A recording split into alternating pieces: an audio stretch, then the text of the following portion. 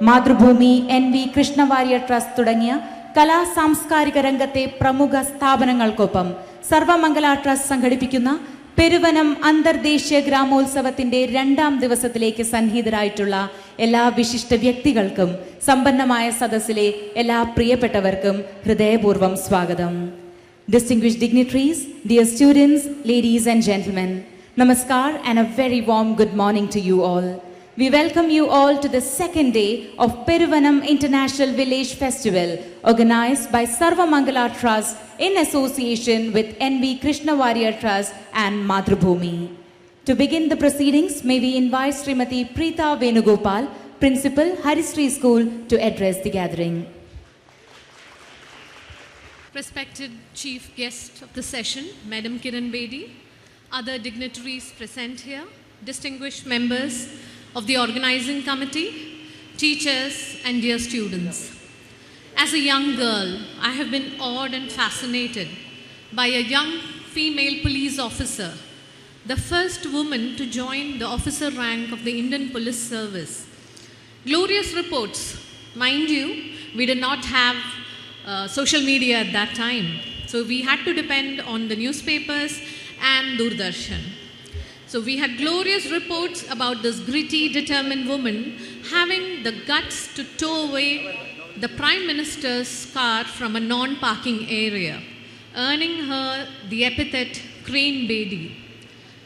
Her belief in the transformability of the human mind, propelling her to introduce reformative and educative measures amongst the hardcore prisoners of Tihar jail. All this got me hook, line and sinker into one of her fans club. At that time, I was very young. I had assumed that probably she had immense physical power and she could beat the daylights out of villains like in a Hindi movie.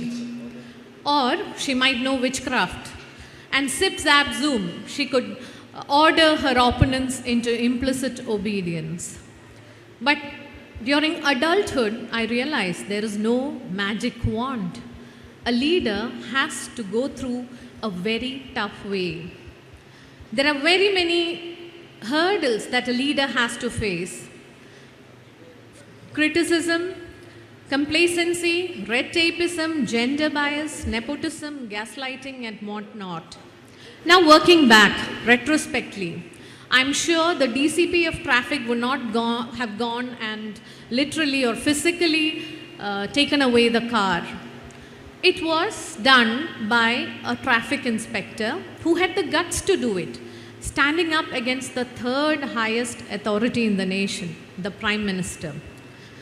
What would have provoked him to do so? It was definitely immense faith he had in the ethos of the organization and the leader who upheld it.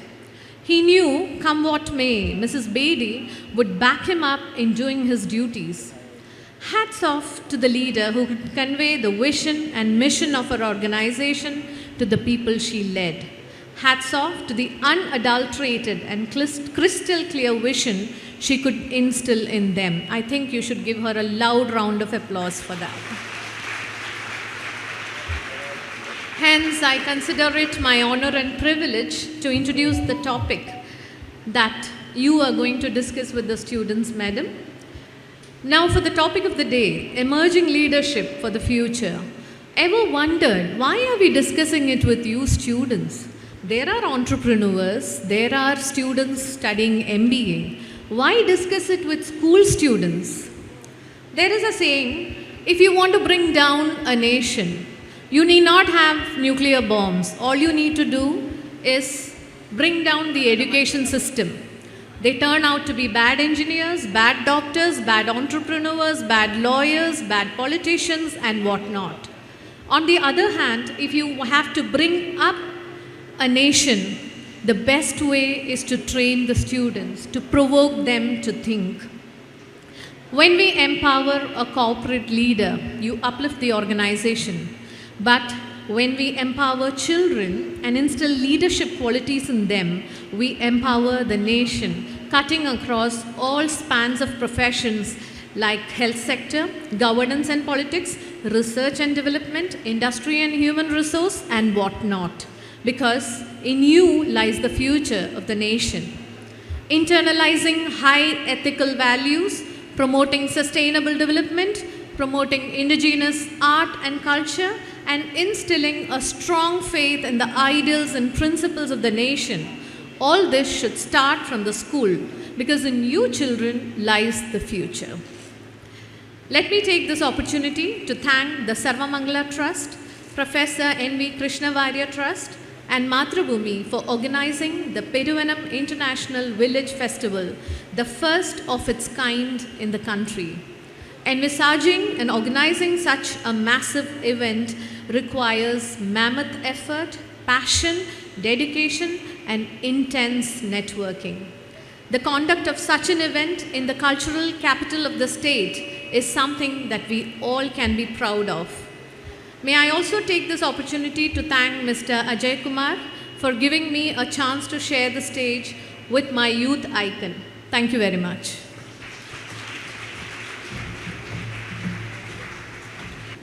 മനുഷ്യരാശിയുടെ ചരിത്രത്തിലെ ഏറ്റവും പ്രധാനപ്പെട്ട നാഴികക്കല്ലുകളിലൊന്നാണ് പുസ്തകങ്ങൾ രചിക്കാനുള്ള ചിന്ത.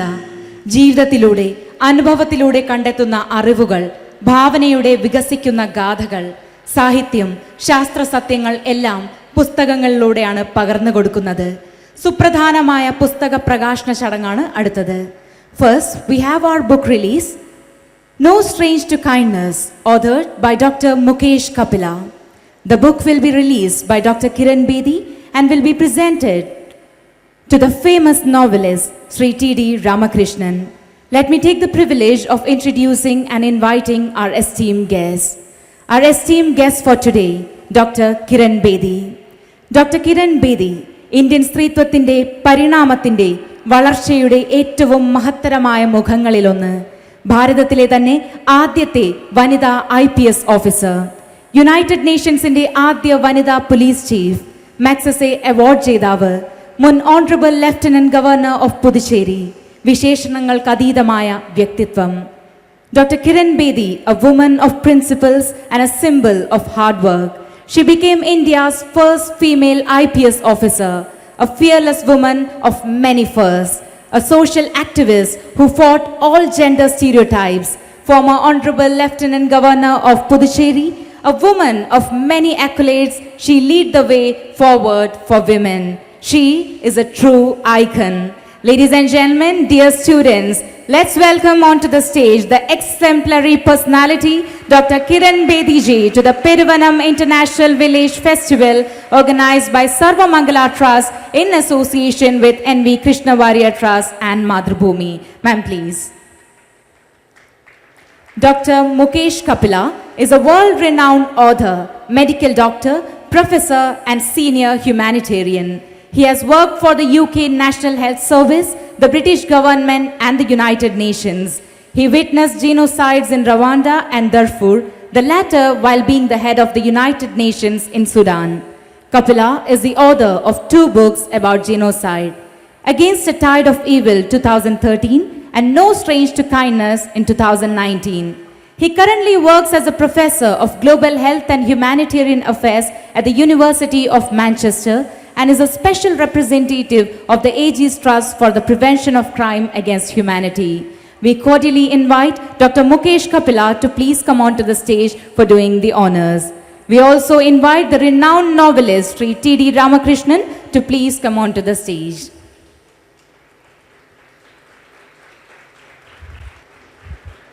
Ladies and gentlemen, No Strange to Kindness, authored by Dr. Mukesh Kapila. The book will be released by Dr. Kiran Bedi and it will be received by the very famous novelist Sri T.D. Ramakrishnan.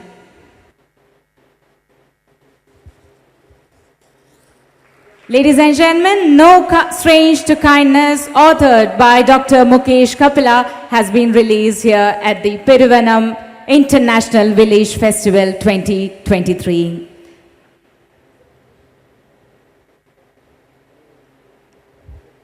Thank you, sirs, for doing the honors. You may please take your seats. We shall now begin with the much-awaited face-to-face session with Dr. Kiran Bedi and the students of Harisri School and Bharatiya Vidya Bhavan at the Peruvanam International Village Festival 2023. Over to you now, ma'am. Hello children, good morning. All coming from one school. One is Bharatiya Vidya Bhavan. The other is this year, the only one. Hampshire, what was it called?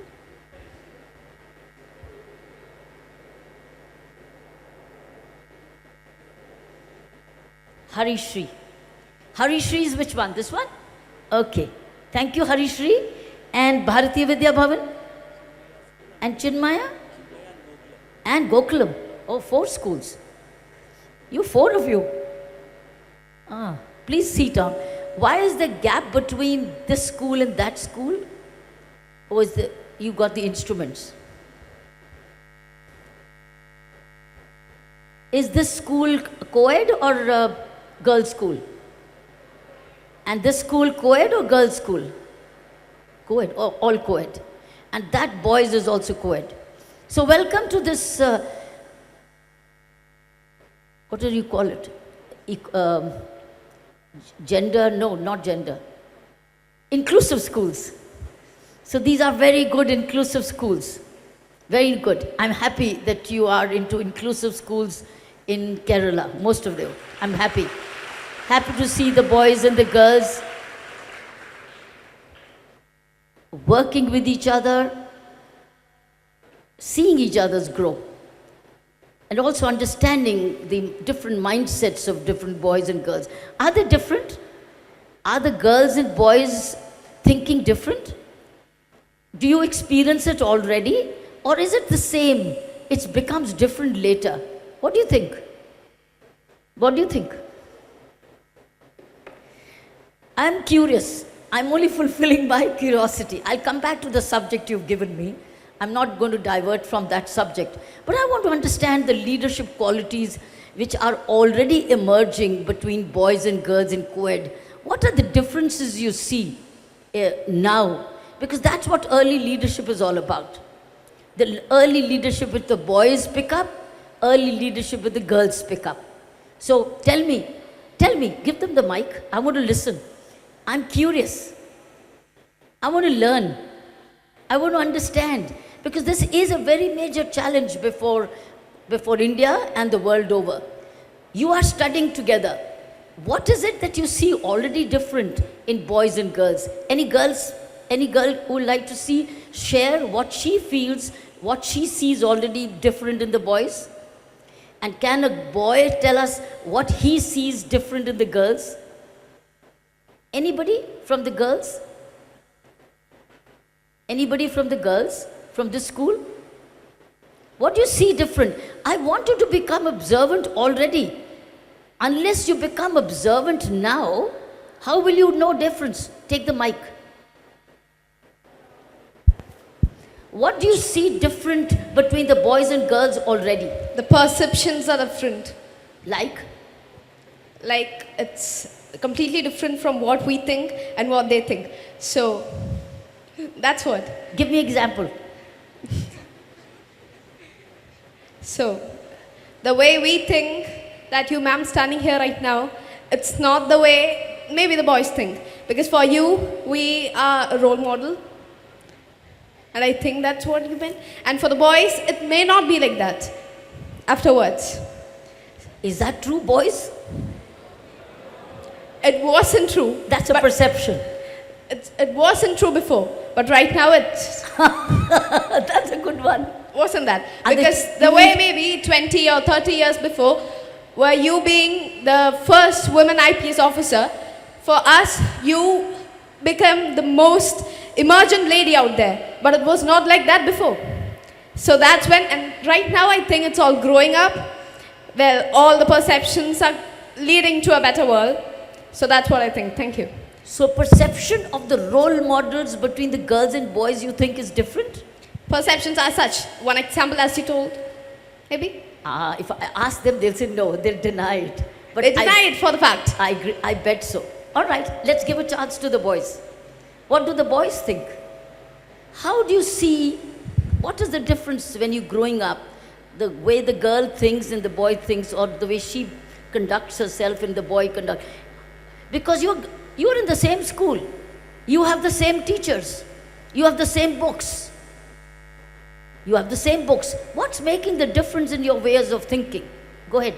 Any boy? These are very valuable observations coming from coming generations. Any boy? Come on, you know. Girls are more courageous. Do I get my perception? They immediately stood up. Any boy? Come on. And no, I want it from here. Your school? No. I want another school. That school. The one in blue uniform. Is that Chinmaya or what? Or Bharatiya Vidya Bhavan? Huh? Okay, name your school name also. I am from Bharatiya Vidya Bhavan Sporto.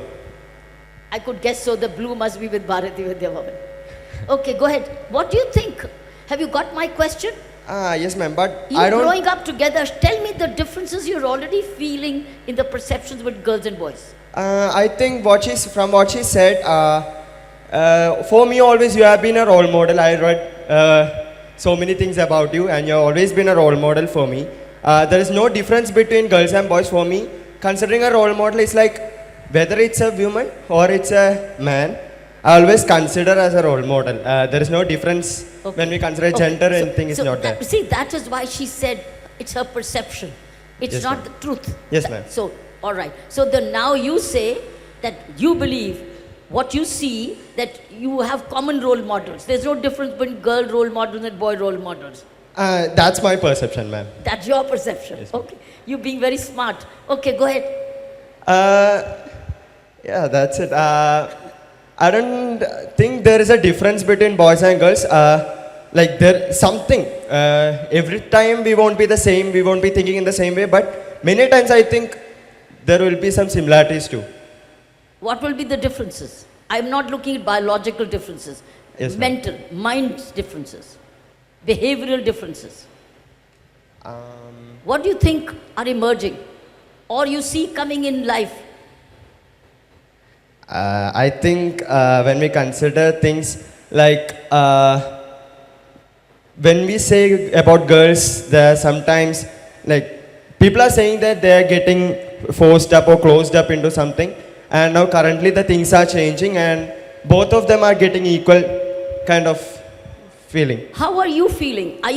How are you growing up? Equally, or are you still saying? Surely, ma'am, equally. In our school, it's equal. Yes, ma'am. Are you sure? To almost a certain extent, ma'am. Yes. Who can lift the weights more, you or the girls?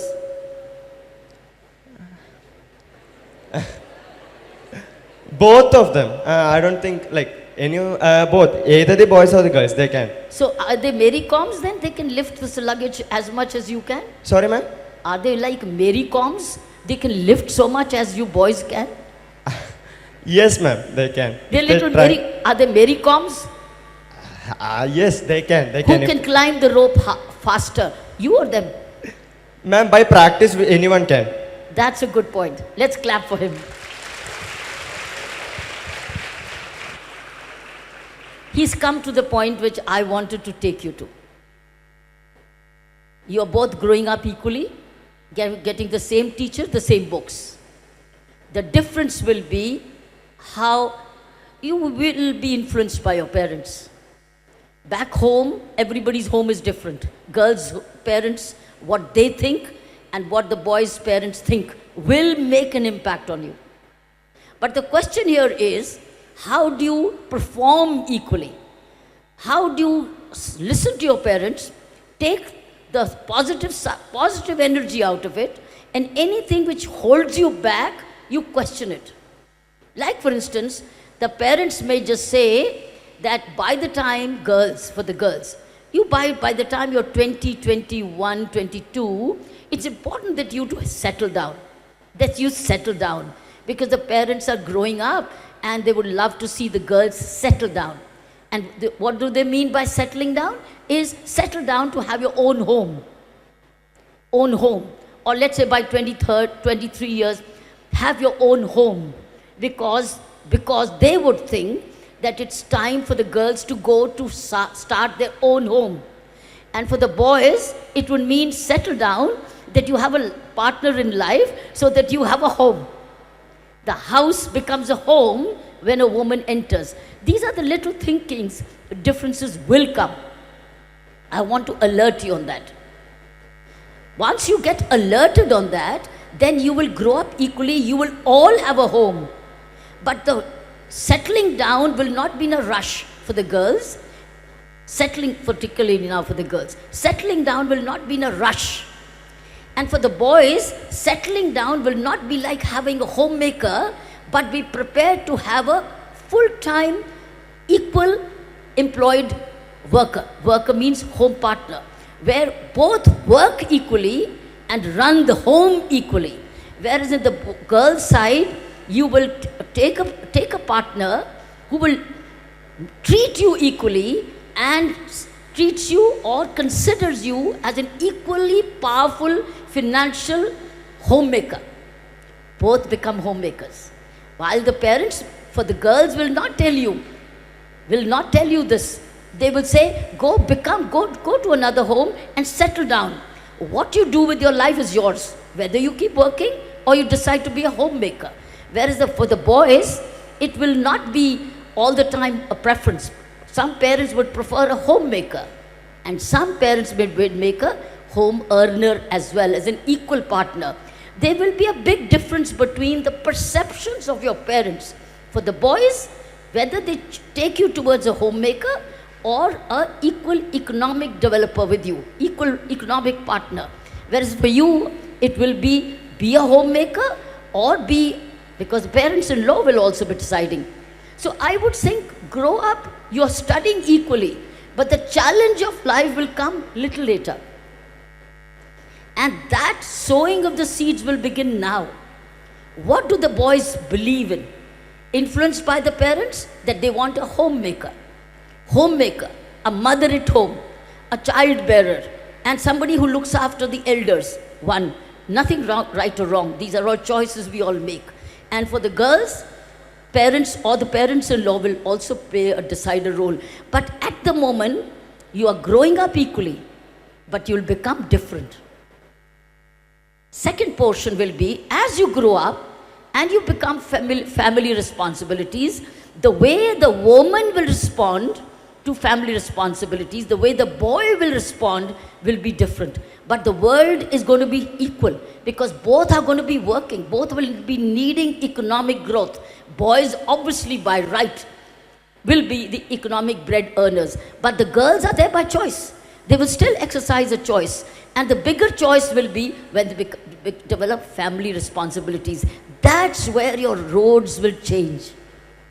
The girl will walk this way to become a combination of homemaker, a doubly stressed person. Woman will become doubly stressed. She's on homemaking and also home earning. Whereas the boy, not as much stressed, he'll work late hours in the day, get his promotions, become a CEO, and have a homemaker at home to come to a warm home. So I think these are where the lives will be changed, and I urge the teachers to prepare the children for both, equal. Now the onus is on the teachers to prepare the boys and girls equally. I'll tell you why. I'll tell you how. Are you having cooking classes at home, in the school? Are you having cooking classes in the school or not? Yes or no? That's the biggest flaw. Because you will all go home and cook. You will all, with these kinds of good educations, all go to work. No girl after this kind of quality education will say, okay, I'm going to lay back and now depend on my husband's income and I can relax and I don't need to earn. It will be an exception to the rule. Just as there will be no exception in the boys where he says, I'm laid back, my wife is earning, I'm going to be at home. No, this will not happen. Not in a boy's life. But in a girl's life, an exception will happen. When she might just say, I'm educated, but I'm now going to work only from home, earn my bit, I'm satisfied with the little, but I can now depend on what my husband earns. So there will be two different ways of approaching. But cooking everybody will do. But supposing the girl is also earning, she's also coming late, she's also the CEO, husband, the boy is also the CEO, both need cooking. Well, in India, we are very lucky that we get home service. We do home care. We do good in India. It's not so in the West. If you travel overseas, and most of you will, many of you will go to UAE, you will go to Europe, you will go to USA, many of you will, because Malayalam is all over, Kerala is all over. Kerala is all over UAE, Kerala is a lot in the Western world, and more of you will go because you will all be very bright children. But you will learn to cook there, or you'll only eat outside there. But as long as you're here, but many of the boys, I've noticed, many of the boys will say, I want home food. My mother used to make some wonderful sambar. Or my mother used to make very good dosa. I want somebody like this. So you are expecting, will the girl be able to say, my father made a great dosa, my father made a great idli and a sambar, will you make it? Exceptions will make it, not the rule. I think what I would urge you teachers, I think that's where the critical difference will be between the upbringing of the boys and girls. Girls will naturally walk into the kitchen and serve naturally. Good, perfectly fine. It's very natural. Boys will not naturally walk in.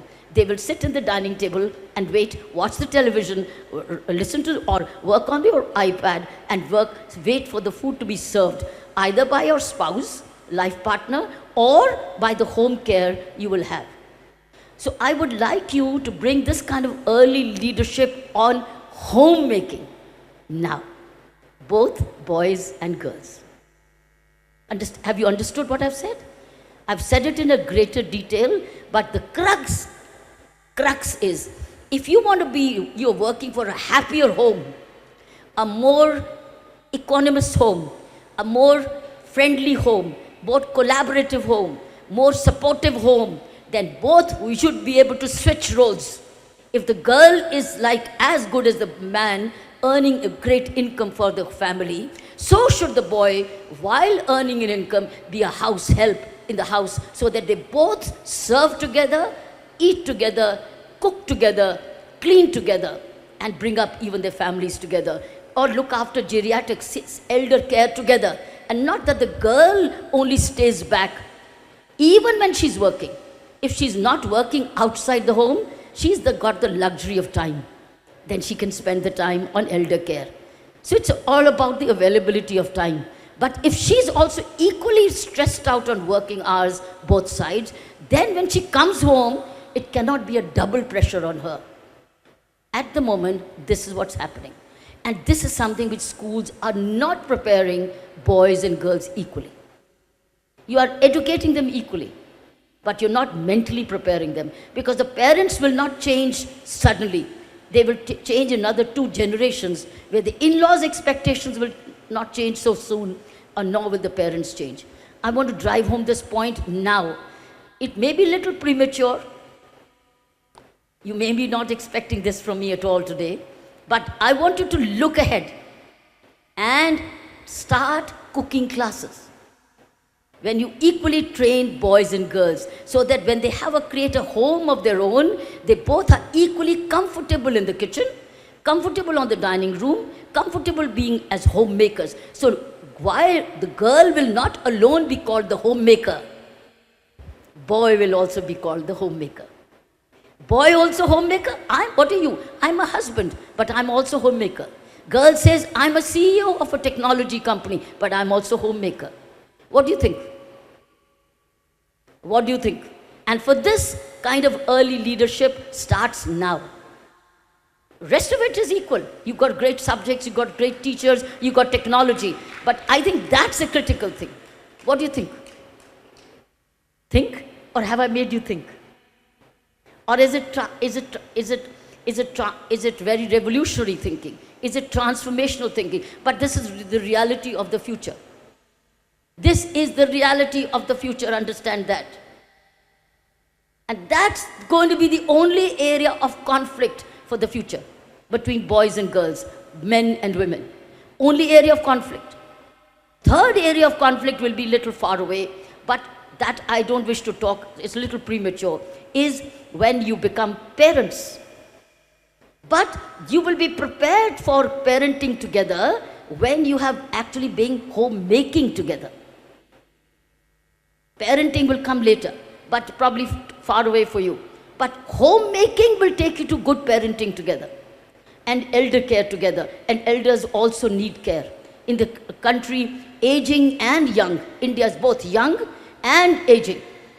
So while young, you're together homemakers, and when you are having your parents, you're again together. And could be girls' parents and could be boys' parents.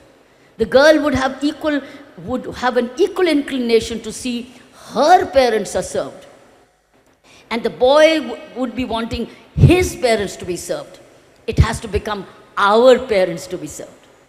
Not his or hers, ours.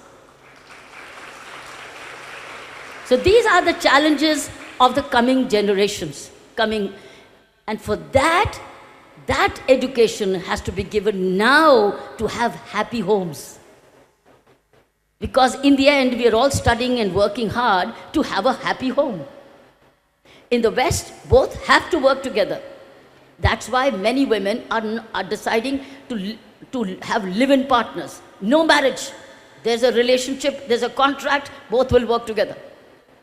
They don't want to get married because marriage means something else. It's something like, I take you for granted. But live-in relationship, no taking for granted. You haven't cooked my meal or you haven't done this for me, thank you, bye-bye, go. You can. It can happen. So that is the way overseas is, where all work together. Or there's a lot of weekly care coming and you pay for it. You pay quite heavily overseas.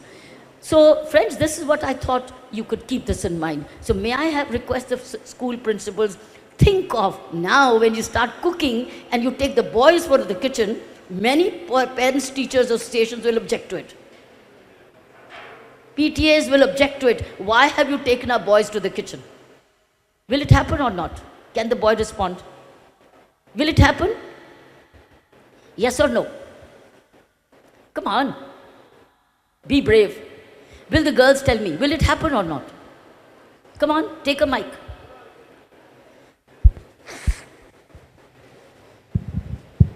Yes, ma'am. I'm sure it might happen, but we just not go with that. We should try make them understand. They may not be knowing. And with all these sources for education and upliftment for ourselves and for the boys, we can uplift them also. So we should make them understand. We can. We should also try. So we will make them understand, but yes, initially they will need to be made to understand, right? Yes, yes. That means there will be a shift in the thinking. Yes. Good. And we should make that shift. We must make the change. What do you think about? What do the boys think? How would you feel going to the kitchen and learning to cook and then going home and helping your mummy? Parents, at the moment, your mummy, your mother in the kitchen, and your mother might just say, what's wrong? You were supposed to have learned biology and chemistry and physics. Who asked you to learn to make a rasam or a dosa or the dal or the vegetable and cutting the vegetables? Any boy? What will you tell your father? Okay, go ahead. Okay, son, go ahead. Take your mic. How will you respond to your parents on this? Ma'am, I personally feel there wouldn't be any intervention by the parents, because in our school, few years back, we did have a cooking class. It was wireless cooking. Both the boys and the girls were involved. There were no problems by the PTA. So what I try to understand is that as we are growing, our parents are also more understanding. They do not have any problems nowadays because they also realize their flaws while they were brought up. So nowadays, it is not a big issue. Like, parents are fine even if the boys are cooking. I'm so happy to hear this progressive attitude. Exceedingly well. This could be the way. Is this special to your school? Yes, ma'am. It was conducted 2 years back. So you are already 2 years ahead of time. And that will ensure a more harmonious homes. This will now assure you no acrimony, that this is yours and this is mine. This is your role, this is mine. I'm also, but the Bible say, I'm also earning. But you say, no, my mother did this, so you do it. You will not say that. You'll say, we both are parents, we both are partners in life, we both are friends for life, we are both life support for each other, we are friends forever, that we do everything together. So I'm glad you did it, but I think you should do a little more often. Now, do you go back and practice at home? Yes, ma'am. Come Yes. on, Yes. come on. Do you go practice at home? Ma'am, I do make my own tea in the morning. It might not be a great thing, but I do try cooking. No, tea is very easy, even I can. I was just giving an example. No? Tell me, what dish can you cook? I can make rice. That's also very simple. Give me a complex one. Complex one, I do accompany the parents, but I can't make it on my own. Okay. Now, can you be given weekend homework to go and cook a dish over the weekends? Can all the schools be given a homework, cook a dish on the weekend and bring it to the school? Now, that's a great idea, to be honest. Like, I think we could try that. I'm glad you've been initiated into it. It will help you. No doubt what you've done, even if you don't practice over the Sundays or the weekends, it will help you. But if you practice it on a regular basis, in fact, our overseas, I've seen this. My sister lives in Iowa, and I was recently visiting her, and I was checking up on their school system. They literally have an assembly line. Every child chooses the skill they want, and some skilled children use bakery. Some use mechanics. Some children do this, and they go into an assembly line, and they pick up the. It's not a hobby; it's a profession. Some children say, "I want to be a baker. I want to do bakery," and so they all learn different kinds of breads making, cakes making, and they become professionals and they become chef. Some say, "I want to be a chef," so they go into a chef training. So it's a hobby converted into a vocation. So anyway, I'm just throwing up an idea. Is that how about introducing cooking classes? Yeah, you want to say something?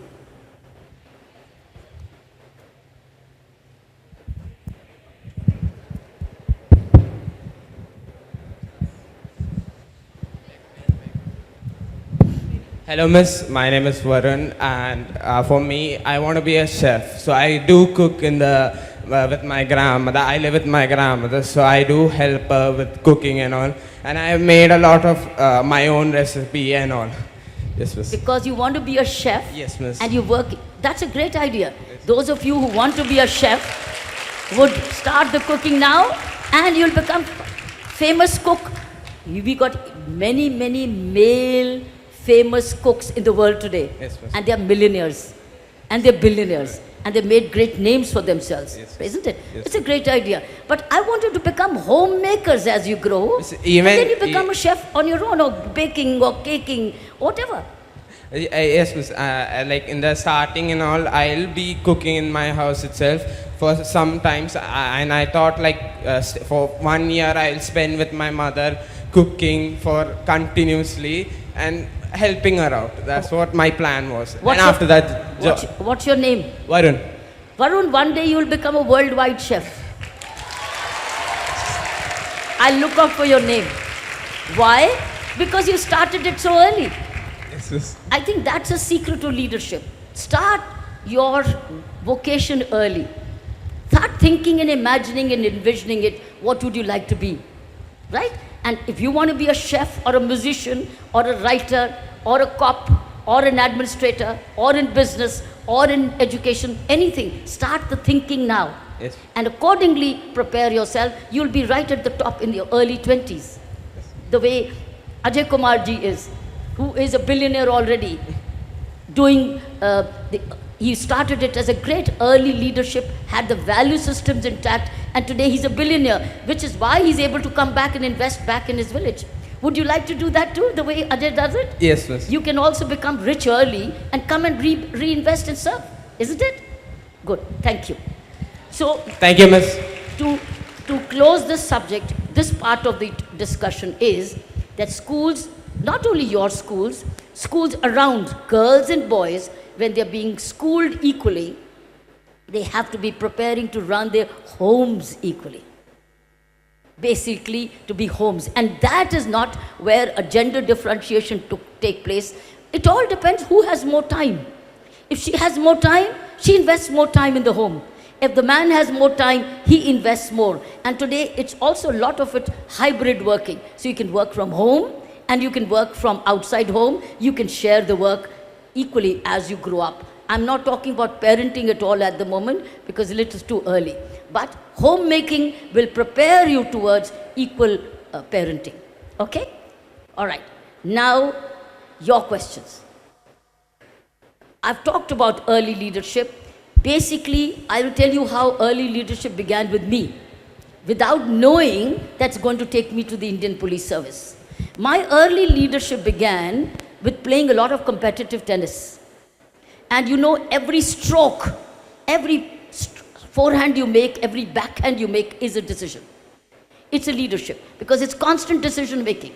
Every footwork, every match you play, every call you take is nothing but leadership because you're deciding, you're preparing, you are enduring, you're persevering, you're strategizing, you're also making a lot of friends on the court, you're also going by the rules, you're also looking at the umpire for the call and you're abiding by it. That's all leadership.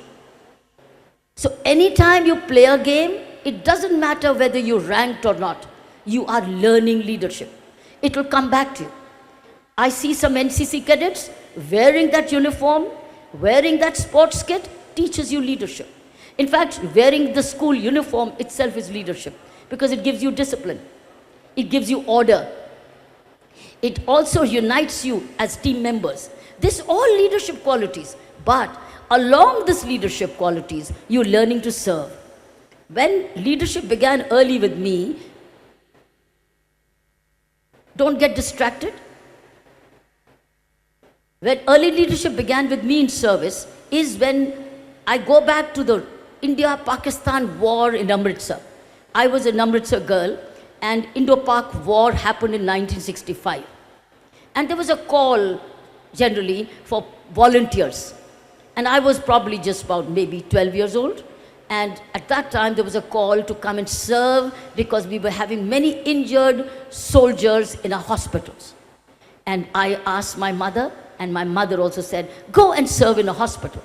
And I used to take a bike, drive about 6 kilometers from my house, go and clean the floors, sit in a reception, make a queue. And so that the people, there were a lot of pressure on the hospital. At the age of 12, I learned to serve. I learned to clean the floor. I learned to make the queue. I listened to the orders which were being given. And then came these subsequent wars, which Pakistan, as you know, India, Pakistan have had their more than one war. But 1965 war, I remember, and that time, we used to have saber jets flying over the plain. It also made noise. We also had the siren coming in, and we also had the ditches. We had the trenches, called the trenches, where the rule was, every time there's a siren in the city, you just have to park your bike aside, get into the trench, and then look above, but you are in the, supposing a bomb or something falls up, you are in a trench and you are protected. I learned these things as a 12-year-old girl. So playing competitive tennis, being very methodical, even on time management. I learned very early. When I used to wait for my turn, I used to sit on the side and do my homework. When I was to travel competitive tennis around the country, including Trivandrum, I used to come all the way to play competitive tennis. I used to sit on the side and do my homework because I wanted to be an academic. I wanted to work. I decided very early to join the government and serve in the government. So I had an opportunity of an overseas scholarship because I had excelled very well in academics as well. But I had my heart here to work and be with my parents. That was my heart. That was my choice.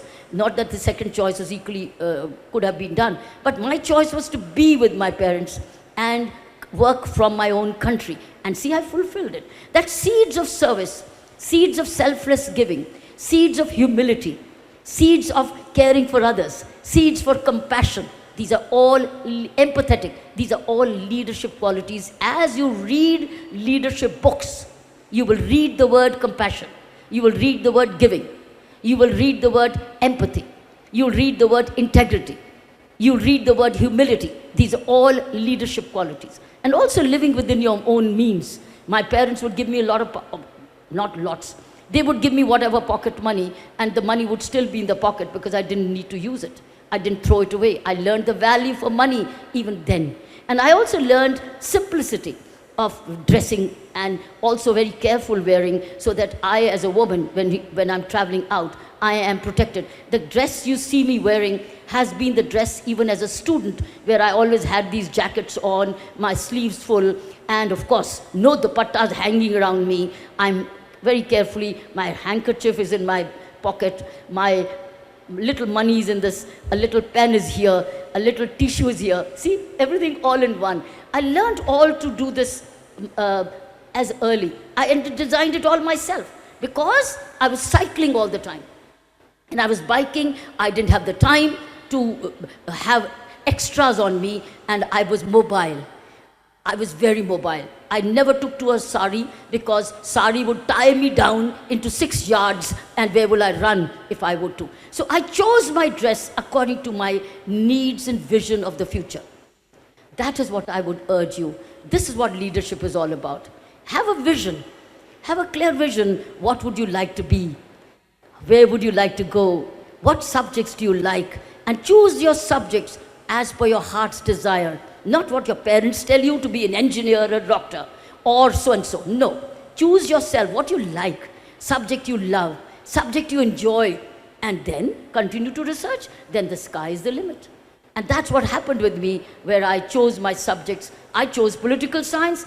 I loved reading about Aristotle, Plato, Machiavelli, Milton, poetry, honors in English. I loved literature. I loved political science. I loved constitutional law. It never stopped learning. Even now, I go on learning. It's never, because I love the subjects. I love literature. So subjects you love continue, and they become also your subjects of your examinations. So early leadership and adventures. Go about adventures. Go play team games. Team games is very important. All of you should play football, hockey, cricket. Play these games. Team games are very team building. They give you great friends. So team building also comes through games, adventure, hikes, outings, etc. So I think this is how it all will give you leadership qualities in all these areas which I mentioned to you. That's it. I've said it all.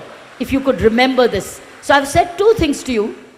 One is prepare yourself having your own homes together, boys and girls.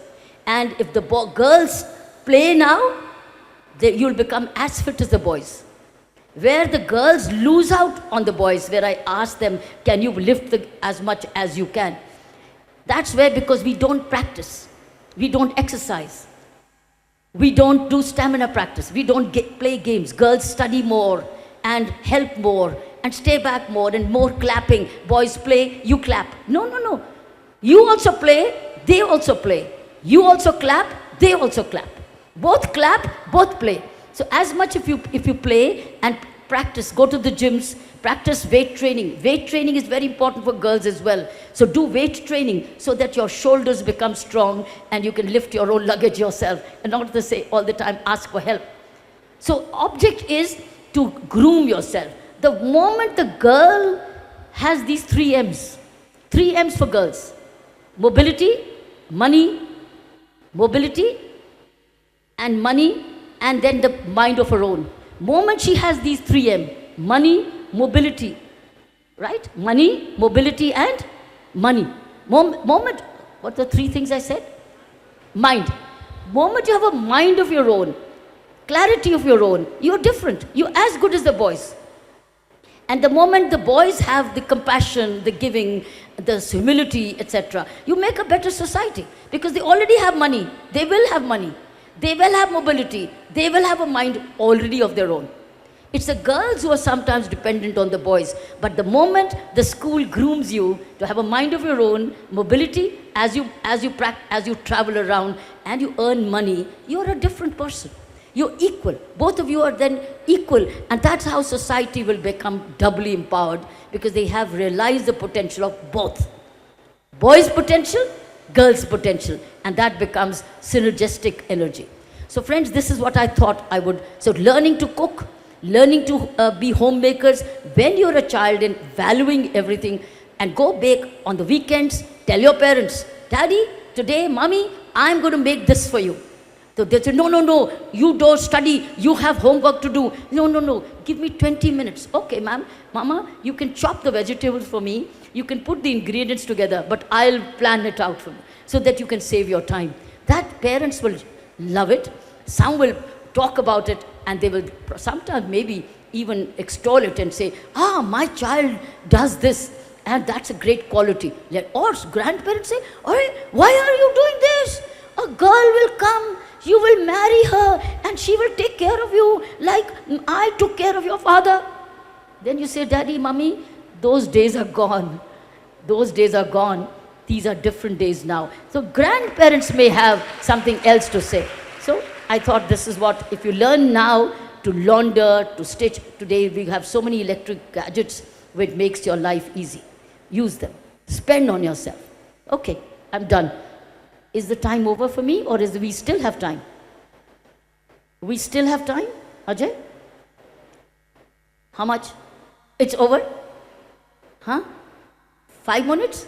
10 more minutes. He's very smart. Always, whenever I say it's over, he says 10 more minutes. Okay, 10 more minutes for you. So I can take 3-4 questions from you. Raise your hands, take a mic, and ask your question.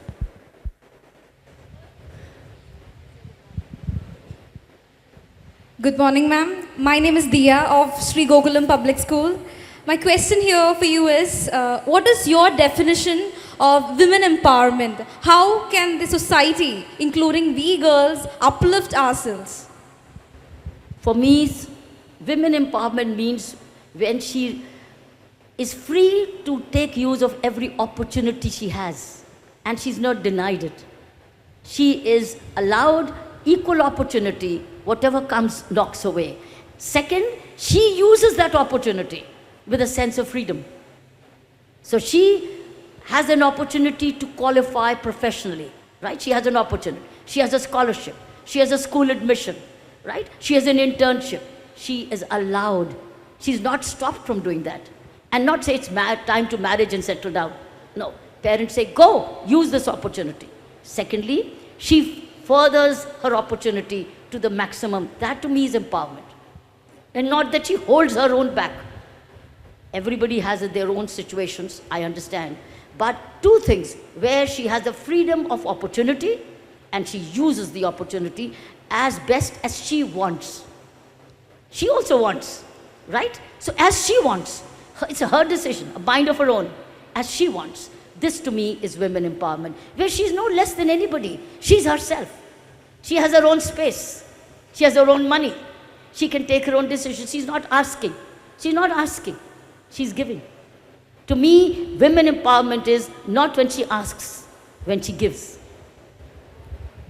I think parenting is very important, right? As you said, cooking classes, parenting is very important, since parents should inculcate the habit of cooking or giving equal importance to each ward, right? Absolutely. Parenting is a school. Remember, every school is every home is a school. And just as every school is a home, it's just a switch of the parents. So parents teach you, whereas teachers parent you. They're mentors both. But the common matter is they both are mentoring you, right? So if the parents also learn that tomorrow's time is for equality, is basically equal opportunities. Because if they hold their girl back, she'll be held back for the rest of the life till she recovers. She leapfrog. So this to me is women empowerment. Thank you, ma'am. Parents have a wonderful role. Just as teachers have a great role. Yeah. Good morning, ma'am.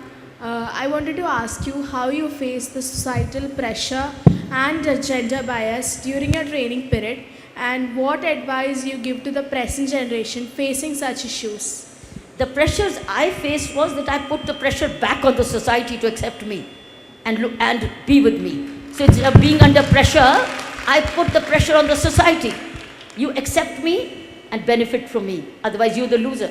Yes. And that's how it changed. I made the society change when I performed very well for them and they realized that I was giving them a great service, great care, great compassion, great concern, and I was serving them with love.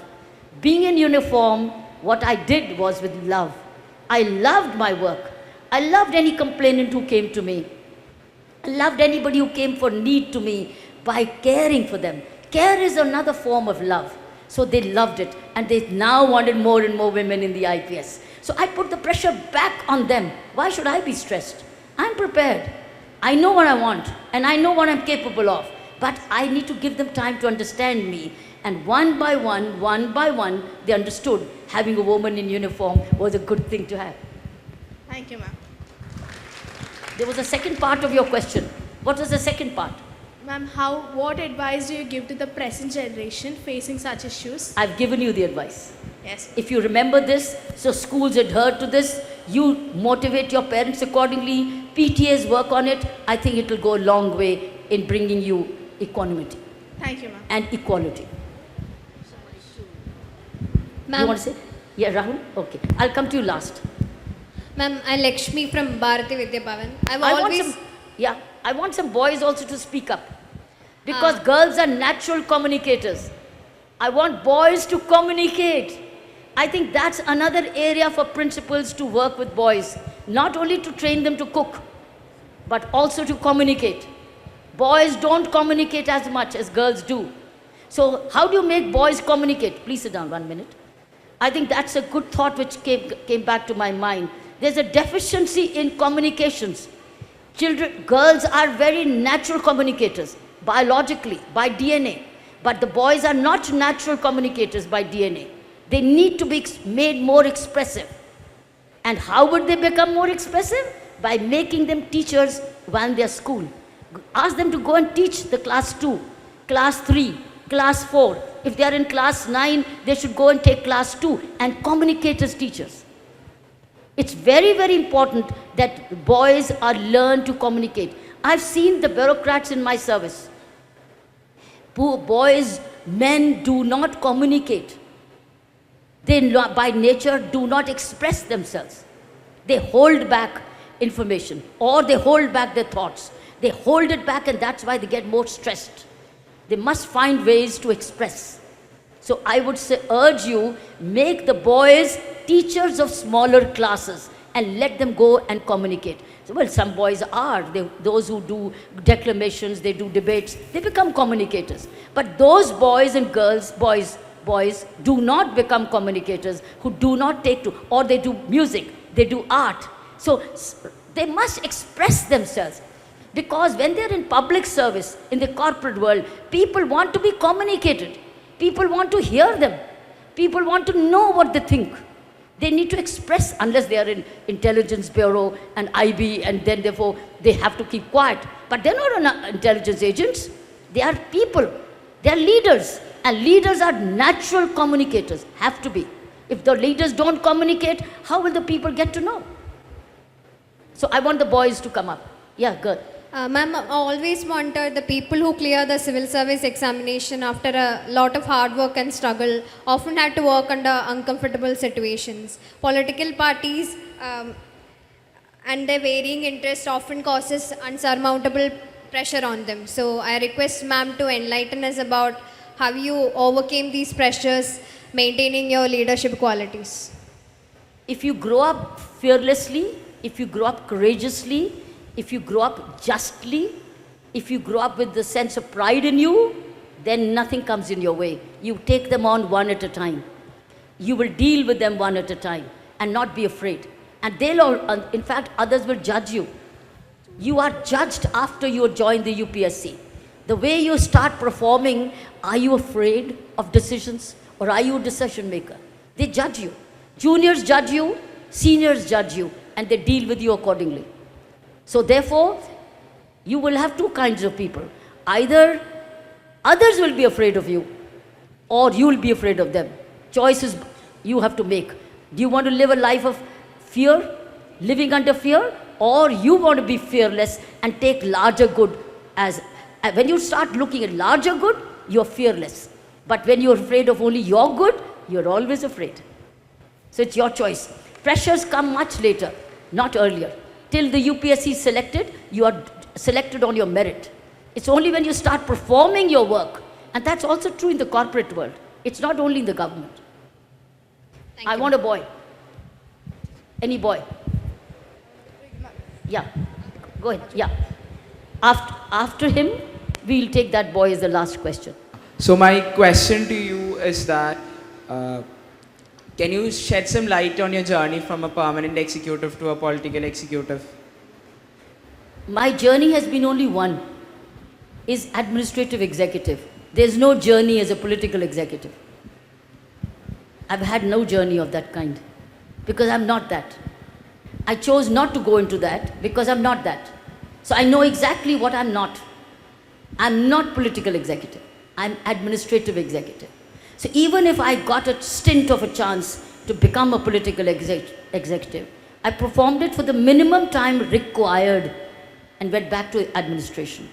So I'm very clear in my mind what I am and what I'm not. So my journey from the administrative executive has been, by the way, there is a book called I Dare.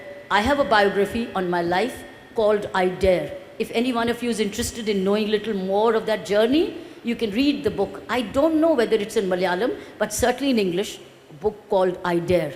Maybe you have it around, or if it's available in the bookstores, or may have gone out of print, I do not know. But that's the journey, has been all executive, nothing political. Yes, young boy, that boy. Ma'am. Yes, he needs a mic. That's that boy in blue. Then we come back to Rahul. Namaste, ma'am. I'm Siddhi from Bhavan's Potur. Ma'am, what would be your advice to students who want to follow in your footsteps to become an IPS officer? You will not follow my footsteps. Okay. You will follow your own footsteps. Okay. You choose your own footsteps, your own career. You will not follow my footsteps. Because my life is different. My home was different. My parents' thinking was different. My school was different. My town was different. I was born differently, right? I had my own DNA. I came with that. You only have to explore your own self to be what you want to be. You will not be what I am.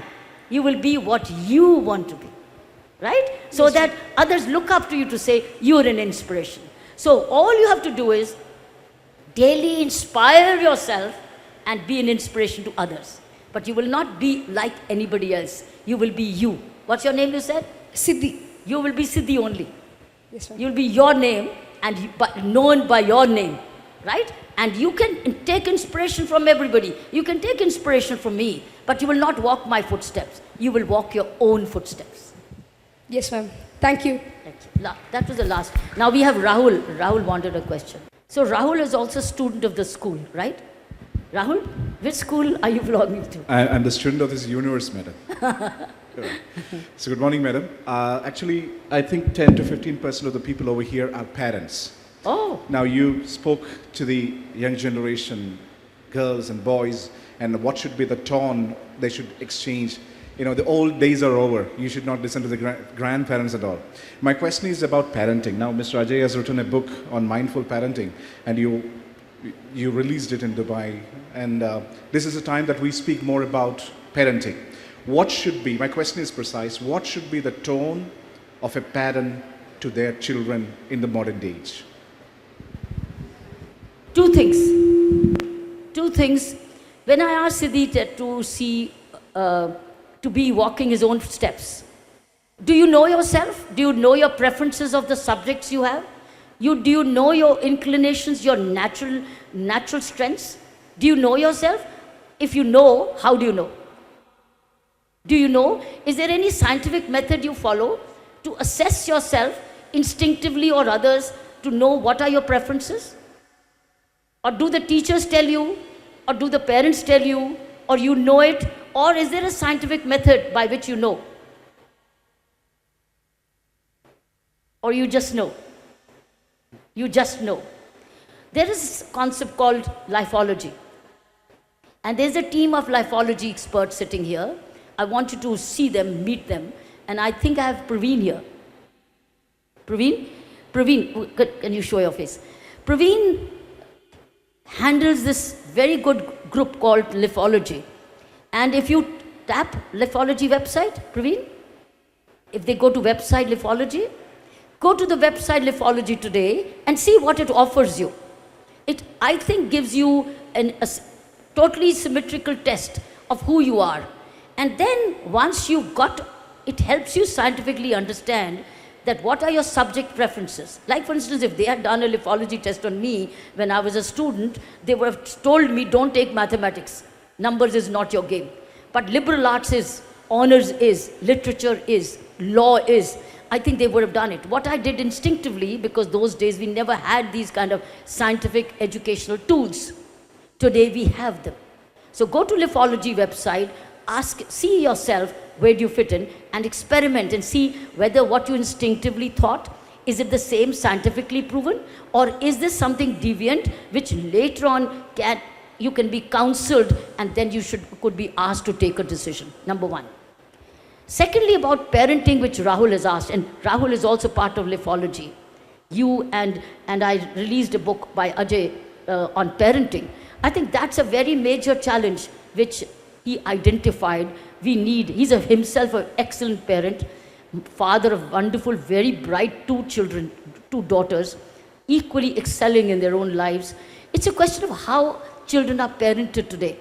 And we are thinking now of starting some parenting counseling issues where successful parents who've succeeded in life, share the good practices. What are the challenges they faced for the children when they were growing up, boys and girls differently, and what is it, good practices that they did to make the child succeed in life and or correct their behavior or learn and experience on their own. So I think we are moving towards starting parenting training programs. Well, one of this, and it is needing to be done almost every school. There's a book on parenting. You can even look at there's an exhibition, there's a book exhibition here going on, Village Book Exhibition.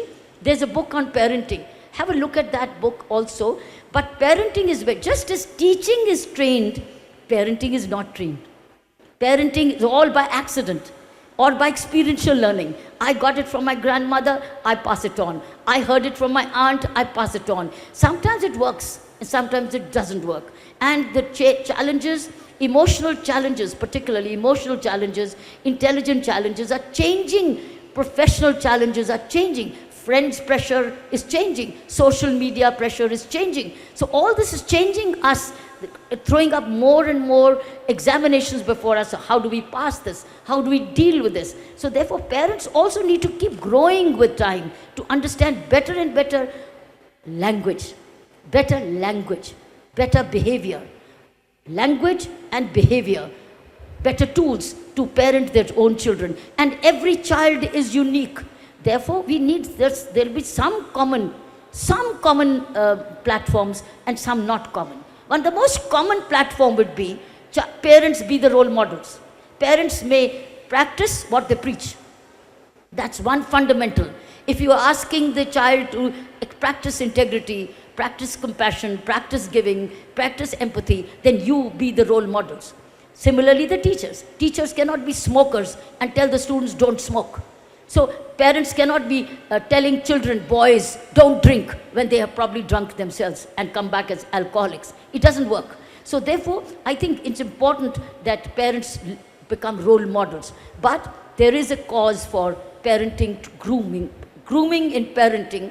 And we are hoping that Lifeology and us, we all work together to start a monthly program, preferably from the month of May, do an online training program on a channel called Demonstrative Learning, where I too will anchor that program, where we'll bring successful parents and request them to share the successful parenting practices, what challenges they faced and how did they deal with them. Like for instance, Sachin Tendulkar's mother, if she comes up or Vishwanathan, who's the world chess champion, comes the mother or the father who comes. Parents of successful parents, they come up and explain what makes good parenting. What are the things they used? What are the tools? What are the ideas What are the practices they faced to make better parents? We're thinking of that, but it's a very small beginning, but it's a long journey. I would suggest that PTAs, Parents Teachers Associations, actually include parenting in their PTA meetings now, where they share what are the challenges they are facing and how are they dealing with. So peer pressure, peer teaching will also be very useful. I hope that answers, Rahul. Acha, last question. Any question? Good morning, ma'am.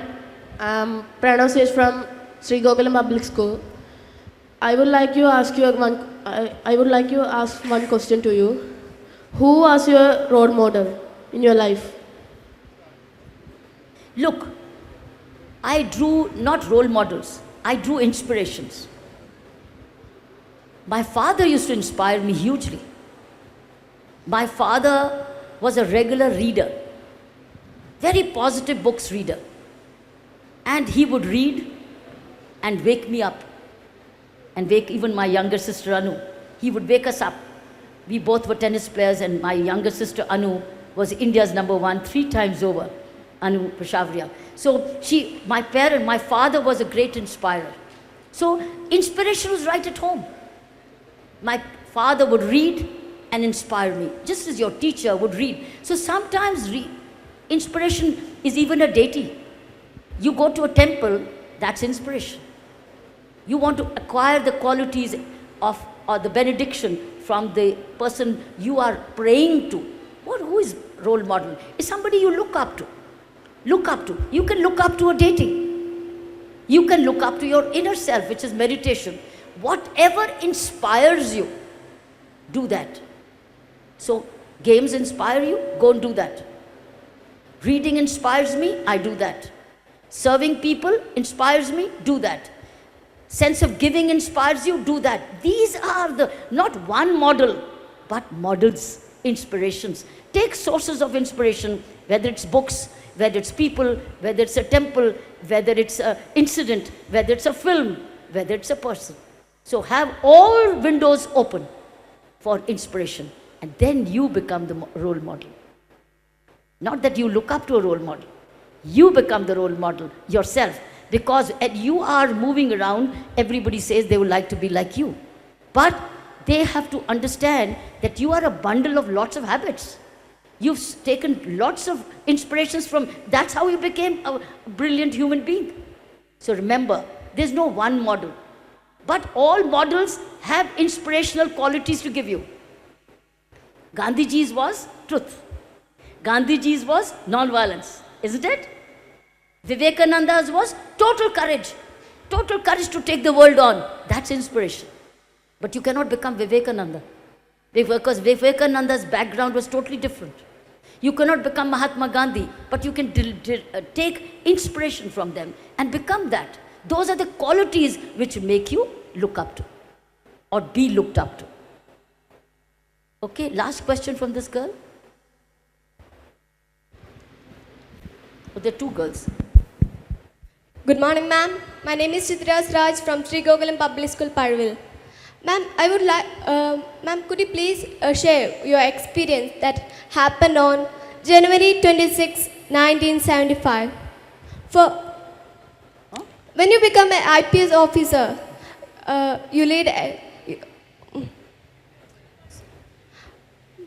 when you become an IPS officer, you had led a men parade. Ma'am, could you please share your experience about that?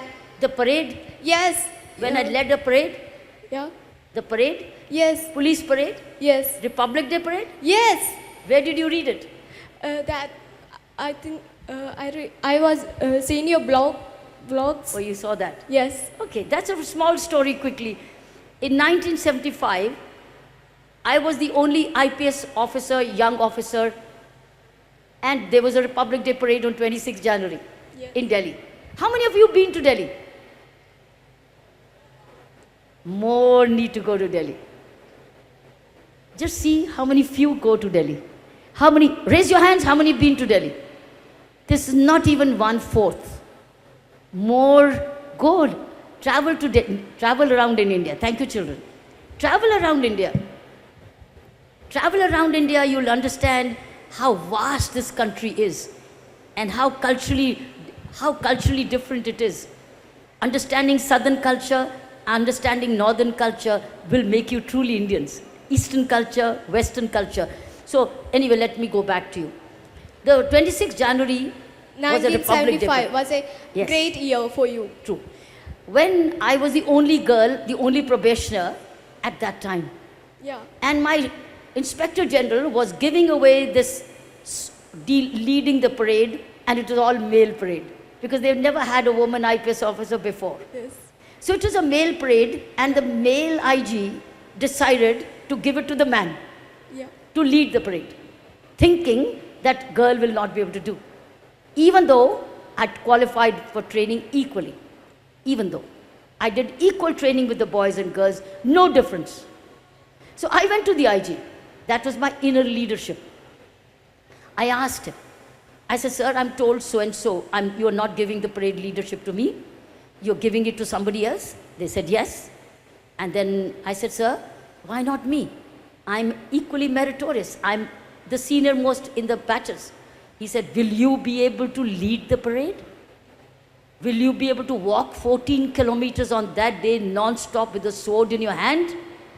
Will you be able to practice every day 25 kilometers every day walking to be ready for the parade on that day? I said, yes, sir, I will. Why don't you give me a chance? I finished my training equally. He said, I'm very happy if you can. He gave me a chance. And I led the parade. And I practiced, as I told you. I practiced very hard. And that year was declared by the United Nations the Year of the Woman. International Year of the Woman was declared that year. Thank you, ma'am, for sharing your experience. So that's what happened. And Mrs. Gandhi was the one who was taking the salute. And when I said, Daine Dek, she immediately stood up and clapped. She was so thrilled seeing a woman as a leader. Female Prime Minister, and she was so thrilled. That's it? Good. So, thank you so much, children. You want to say? Okay. Okay. Give her the mic. But I want the boys to become more communicative. They should be not only trained to cook, but trained to teach. Namaste, madam. I am Saganik from Bharatiya Vidyabhavan, Puchetti. My question is, what are the other important habits we should develop to success? Which are the others? Important habits we should develop to success. All these are important. All the ones are important. One will lead to the other. It's like personal discipline. Will lead you to be punctual. Will lead you to cleanliness. Discipline means time management. Discipline means your school bag in order. Discipline means doing your homework. Discipline means respecting your parents. Discipline means being kind to your friends. Discipline means obeying the road safety rules. All one word called discipline changes you completely. All these are habits coming from the word discipline. You'll be punctual because you're disciplined. Isn't it? All these are all habits which are coming from one word called discipline. Thank you, madam. So thank you, children. That girl had a last question. She stood up. Been a lot of time. Good morning, ma'am. So my question for you is, I am a UPSC aspirant. So what tips will you suggest for people like me? Keep your books, keep your NCRT books safe. Your NCRT books is all general knowledge. Do not give them away. Keep them books safely and revisit the books when you start preparing also for the UPSC, because they have the basic general knowledge, basic concepts, basic fundamentals, and that will be required. You will be only building on your knowledge, but your basics is all in your up to 12th standard books. Keep them safe and study them by understanding knowledge and not rote learning to pass an examination, but to understand the what, the where, the why, and who. All these whys are very important in your essay writing, in your general knowledge. So keep your NCRT books safe and keep being aware of whatever is happening around the world. You never know what comes. All the best and bless you. Thank you. I know all of you must be having many more questions to ask this inspirational person, but due to time constraint, we'll have to end the session now. First of all, I request everyone to clap for each and every one of you because you were wonderful audience. The students of Harisri School, Bharatiya Vidya Bhavan Puchetti and Potur, Gokulam Public School and Chinmaya School. 1972, 1972 देश के लिए बेहद खास दिन था क्योंकि उस दिन भारत को हमारी पहली आईपीएस ऑफिसर, महिला आईपीएस ऑफिसर मिली, which proved that to serve the country in uniform आपको मर्दानगी की नहीं बल्कि सिर्फ एक जाबाज दिल की ज़रूरत है। और शायद इसीलिए आज हमारे देश के लोग ये आशा करते हैं कि काश हमारे घर में भी आप जैसी बेटी हो। You are truly an inspirational person, ma'am. And also personally, मैं अपने दिल से एक चीज़ कहना चाहूँगी ये सेशन ख़त्म होने से पहले कि मैम अक्सर क्या होता है कि जो मिडिल क्लास फैमिलीज़ के जो बच्चे हैं, खासकर लड़कियाँ, उनको हमेशा से ये कहा जाता है कि लोग क्या कहेंगे, लोग क्या कहेंगे अगर तुम ये कपड़े पहनोगी, लोग क्या कहेंगे अगर तुम ये करोगी, वो बात करोगी। तो इससे क्या होता है कि हमारे जो सपने होते हैं वो सपने मात्र रह जाते हैं।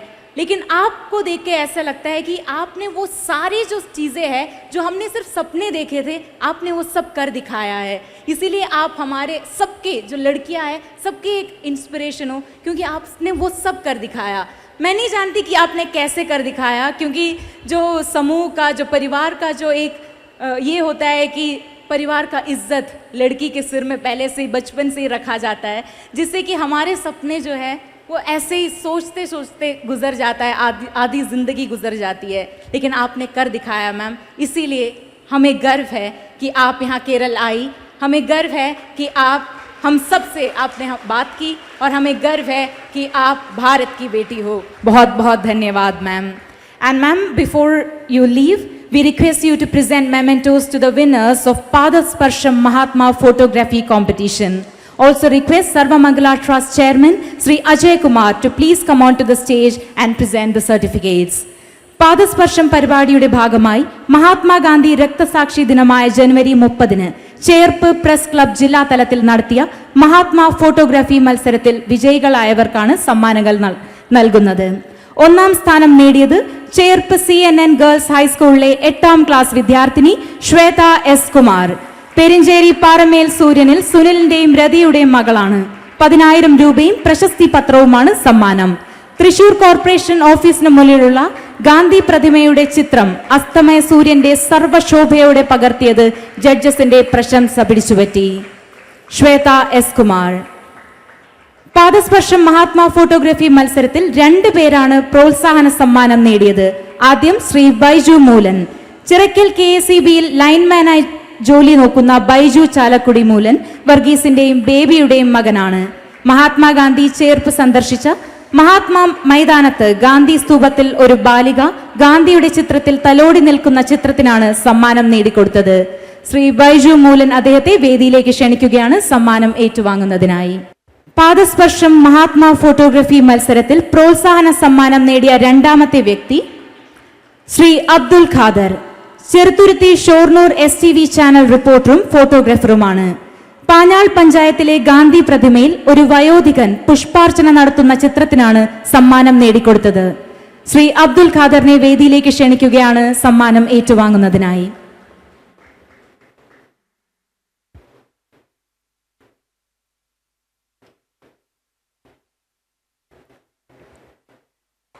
പാദസ്പർശം പരിപാടിയുടെ ഭാഗമായി നടത്തിയ ദേശഭക്തി ഗാന മത്സരത്തിൽ 3ാം സ്ഥാനം നേടിയ Vallachira saint Thomas higher secondary സ്കൂളിന് സമ്മാനം നൽകുന്നു.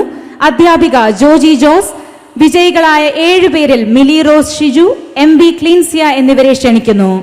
വിജയികളായവർ KR Apsara, MM Nandana, AS Arya, Mariya Joju, Arya Nanda.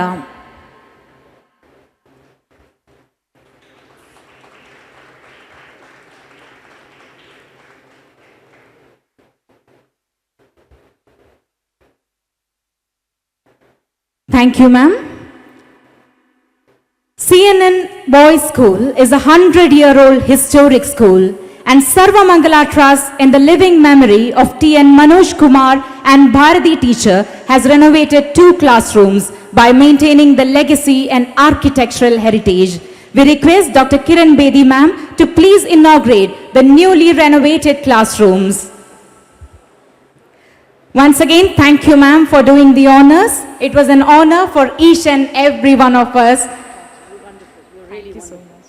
Thank you very, very much. You're really a finder. You're a discovery. It's an honor for each and every one of us to be able to listen to your words, ma'am. As a citizen of India, as a woman, as a human, we salute you for inspiring all of us with your incredible life. Thank you so much, ma'am, for being with us over the last 2 days, interacting with the students and enlightening us with your words. On behalf of Sarvamangala Trust, we extend our heartfelt gratitude for your valuable presence at Peruvanam International Village Festival 2023.